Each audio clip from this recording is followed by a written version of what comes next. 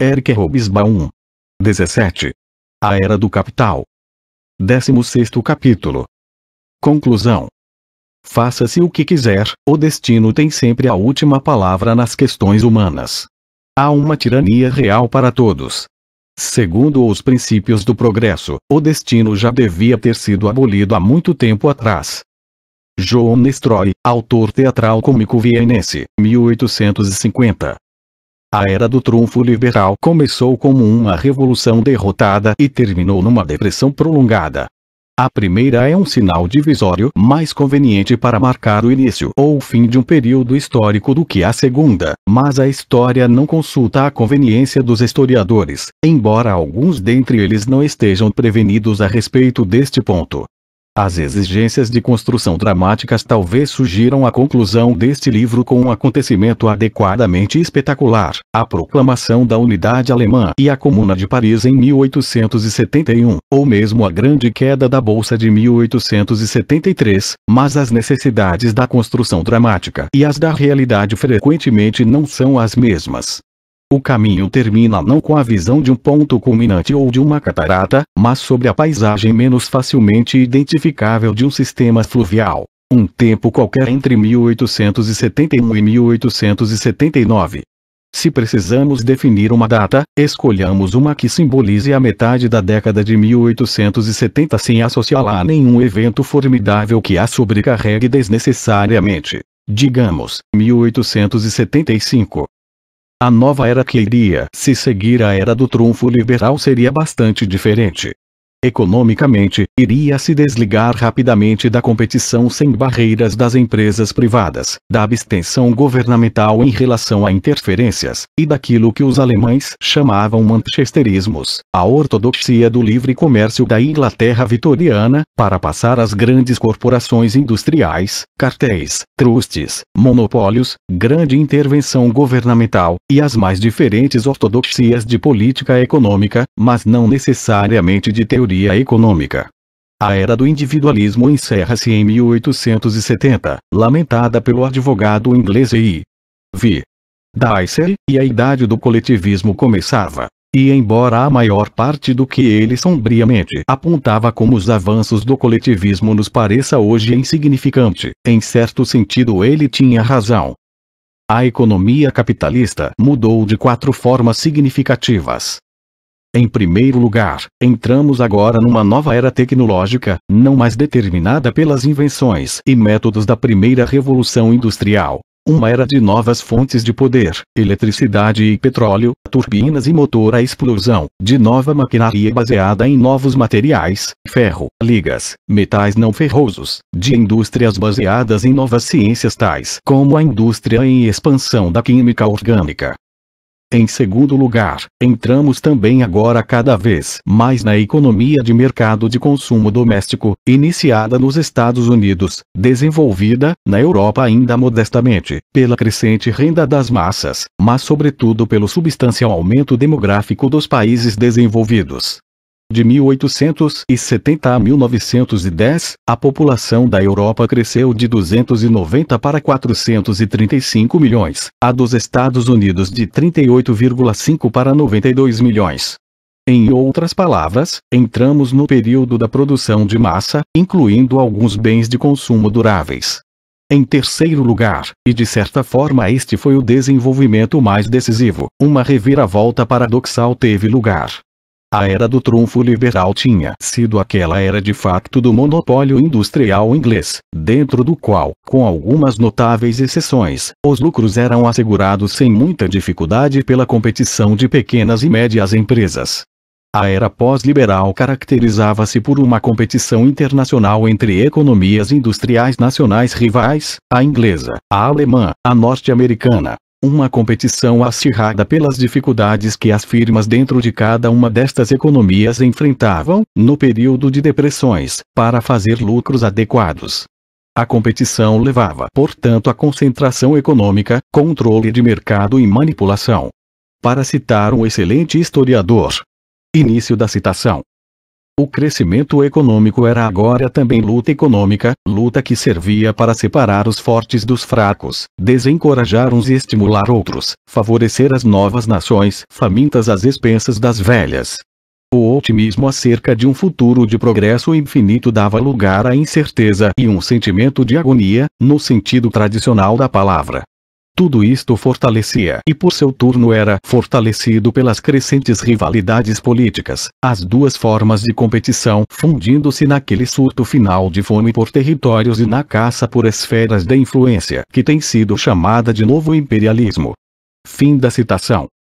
O mundo entrou no período do imperialismo, no sentido maior da palavra, que inclui as mudanças na estrutura da organização econômica como, por exemplo, o capitalismo monopolista, mas também em seu sentido menor, uma nova integração dos países subdesenvolvidos enquanto dependências em uma economia mundial dominada pelos países desenvolvidos.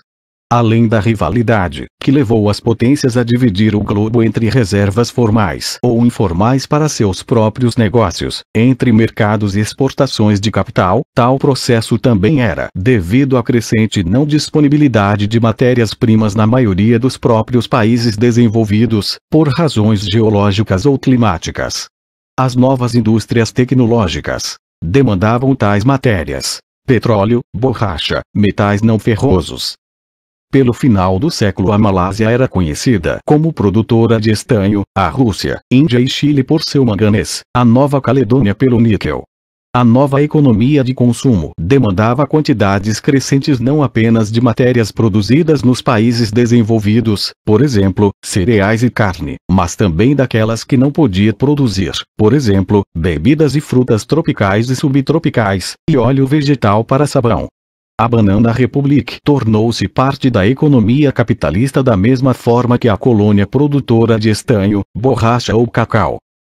Numa escala global, esta dicotomia entre áreas desenvolvidas e subdesenvolvidas, teoricamente complementares, embora não nova em si mesma, começou a tomar uma forma reconhecidamente moderna. O desenvolvimento da nova forma de desenvolvimento/dependência iria continuar com apenas breves interrupções até a queda geral na década de 1930, e forma a quarta grande mudança na economia mundial. Politicamente, o final da era liberal significa literalmente o que as palavras querem dizer. Na Inglaterra os liberais/Whig, no sentido amplo de que não eram conservadores/Tory, tinham permanecido com o poder, com duas breves exceções, através de todo o período entre 1848 e 1874. Nos últimos 25 anos do século, eles iriam ficar no poder por apenas 8 anos. Na Alemanha e na Áustria os liberais cessaram, na década de 1870, de ser a base parlamentar principal dos governos, até onde esses governos realmente precisavam de uma base parlamentar. Eles estavam minados não apenas pela derrota de sua ideologia de mercado livre e por governos relativamente inativos, mas também pela democratização da política eleitoral. Ver capítulo 6, que destruiu a ilusão de que seu programa representava a vontade das massas. Por um lado, a depressão contava a favor da pressão protecionista de algumas indústrias e dos interesses nacionais agrários. A tendência em relação à liberdade de comércio foi revertida na Rússia e na Áustria em 1874, 75, na Espanha em 1877, na Alemanha em 1879 e praticamente em todos os lugares exceto na Inglaterra, e mesmo ali o livre comércio estava sob pressão a partir da década de 1880. Por outro lado, as demandas vindas de baixo por proteção contra os capitalistas, por segurança social, por medidas públicas contra o desemprego e um salário mínimo por parte dos trabalhadores tornaram-se audíveis e politicamente eficazes. As classes melhores, fosse a antiga nobreza hierárquica ou a nova burguesia, não podiam mais falar pelas ordens subalternas ou, o que é mais importante, confiar no seu apoio não compensado. Um novo Estado, cada vez mais forte e intervencionista, e dentro dele um novo tipo de política, desenvolveram-se a partir de então, recebidos com melancolia pelos pensadores antidemocráticos. A versão moderna dos direitos do homem, pensava o historiador Jacob Burckhardt em 1870, inclui o direito ao trabalho e à subsistência. pois os homens não desejam mais deixar os assuntos mais vitais para a sociedade, porque eles querem o impossível e imaginam que tal só pode vir a ser obtido com garantia sob compulsão do Estado.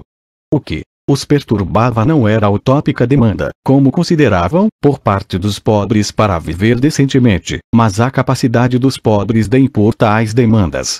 As massas querem sua paz e sua paga. Se elas o conseguirem através de uma república ou de uma monarquia, apoiarão qualquer uma delas.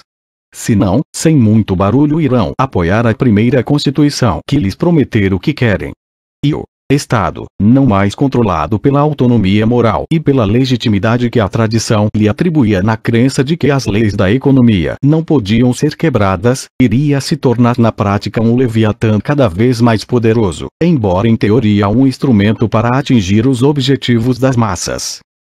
Pelos padrões modernos, o crescimento do papel e das funções do Estado permaneceu bem modesto, embora seus gastos, isto é, suas atividades, tenham crescido per capita em praticamente todo o mundo durante nosso período, muito como resultado do violento aumento da dívida pública, exceto naqueles bastiões do liberalismo, da paz e da empresa privada não subsidiada, Inglaterra, Holanda, Bélgica e Dinamarca. Este aumento nos gastos públicos era muito mais marcado nos países em desenvolvimento, que estavam no processo de construção da infraestrutura de suas economias, os Estados Unidos, Canadá, Austrália e Argentina, através da importação de capital. Mesmo assim, os gastos sociais, com a exceção talvez da educação, permaneceram bem negligenciáveis. Por outro lado, três novas tendências emergiam na política das tensões confusas da nova era de depressão econômica, que em quase todos os lugares tornou-se uma era de agitação social e descontentamento.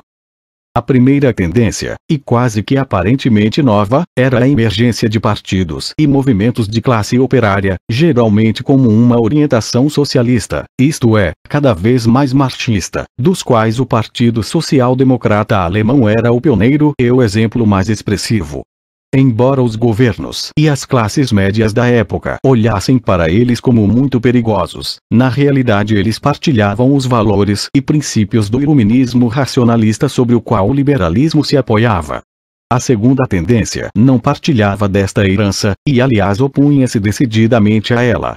Partidos demagógicos, antiliberais e antissocialistas surgiram nas décadas de 1880 e 1890, tanto da sombra de suas antigas raízes liberais, como os nacionalistas alemães pan-germânicos e antissemitas que se tornaram os ancestrais do hitlerismo, como sob a proteção das igrejas até então politicamente inativas, como um movimento social cristão na Áustria. Por várias razões, entre as quais a posição ultra-reacionária do Vaticano sob Pio IX, 1846-78, talvez seja a mais importante. A Igreja Católica perdeu a chance de utilizar seu enorme potencial em política de massa de forma efetiva, exceto em alguns poucos países ocidentais, nos quais era uma minoria obrigada a se organizar como um grupo de pressão, como o Partido de Centro na Alemanha da década de 1870. A terceira tendência era a emancipação dos partidos e movimentos nacionalistas de massa de sua antiga identificação ideológica com o radicalismo liberal. Alguns movimentos pela autonomia nacional ou independência tendiam a passar, pelo menos teoricamente, para o lado do socialismo, especialmente nos casos em que a classe operária tinha um papel importante em seus respectivos países. Mas era um socialismo mais nacional do que internacional, como entre os chamados socialistas do povo tcheco ou então o Partido Socialista Polonês, e o elemento nacional tendia a prevalecer sobre o socialista. Outros se dirigiam para uma ideologia baseada no sangue, solo, língua, o que pudesse enfim ser considerado uma tradição étnica e nada mais. Tal processo não iria abalar o tipo básico de política dos estados desenvolvidos que haviam surgido na década de 1860. Uma tendência mais ou menos gradual e relutante em direção a um constitucionalismo democrático. Mesmo assim, o surgimento da política de massa não liberal, ainda que teoricamente aceitável, assustava governos. Antes de aprenderem a manejar o novo sistema, eles tendiam, sobretudo durante a Grande Depressão, algumas vezes a cair em pânico ou coerção. A Terceira República não iria readmitir os sobreviventes do massacre dos comunardes na política novamente antes do início da década de 1880. Bismarck, que sabia como manejar os liberais burgueses, mas não sabia lidar nem com um partido socialista de massa nem com um partido católico de massa, pôs os social-democratas na ilegalidade em 1879. Gladstone escorregou para a coerção na Irlanda. Entretanto, isso iria se constituir mais em uma fase temporária do que em uma tendência permanente. A estrutura da política burguesa, onde existia, não seria encurralada no seu ponto limite até bem para dentro do século XX. Embora nosso período desague nos momentos perturbados da Grande Depressão, seria errôneo pintar um quadro muito carregado nas cores. Diferente de 1930, as dificuldades econômicas eram tão complexas que os historiadores têm mesmo duvidado se o termo depressão é justificado como uma descrição dos 20 anos que se seguiram após o final deste volume. Eles estão errados, mas suas dúvidas são suficientes para nos alertar em relação a um tratamento excessivamente dramático. Nem do ponto de vista econômico nem do político a estrutura do mundo capitalista de meados do século entrou em colapso. Entrou numa nova fase mas, mesmo sob a forma de um liberalismo político e econômico vagarosamente modificado, tinha todavia um campo bastante amplo para agir. Seria diferente nos países pobres, atrasados, subdesenvolvidos e dominados, ou então aqueles situados, como a Rússia, simultaneamente no mundo dos vitoriosos e das vítimas. Ali a Grande Depressão iria abrir uma era de revolução iminente. Mas para a primeira ou as duas primeiras gerações posteriores a 1875, o mundo da burguesia triunfante parecia permanecer bastante sólido. Talvez tivesse um pouco menos de autoconfiança do que antes, e suas afirmações sobre esta confiança talvez um pouco menos seguras, talvez um pouco mais preocupada a respeito de seu próprio futuro. Talvez tenha ficado um pouco mais perturbada pela debacle de suas antigas certezas intelectuais, que, especialmente depois da década de 1880, pensadores, artistas e cientistas sublinhavam com suas novas incursões dentro dos novos e perturbadores territórios da mente. Mas o progresso continuava indubitavelmente sob a forma de sociedades burgueses, capitalistas e num sentido geral liberais. A Grande Depressão era apenas um interlúdio. Não havia afinal crescimento econômico, avanço científico e técnico, melhorias e paz. Não iria o século XX ser uma versão mais gloriosa e bem-sucedida do século XIX? Nós sabemos que não iria ser.